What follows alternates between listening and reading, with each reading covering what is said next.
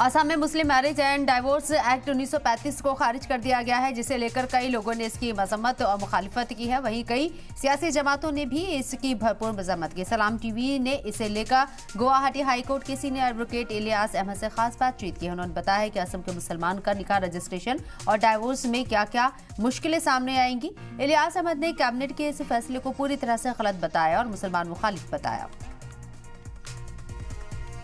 तो अभी इस कानून के रिपील होने के बाद तो मुसलमानों को तो एक दिक्कत होगा ही, क्योंकि अभी जो है मुसलमानों के बीच जो शादियां रजिस्ट्रेशन करनी पड़ेगी वो अभी जो है सब रजिस्टर के पास जाके स्पेशल मैरिज एक्ट जो है उसके उस कानून के प्रावधान के अंडर जो है अभी उसको रजिस्ट्रेशन करना पड़ेगा।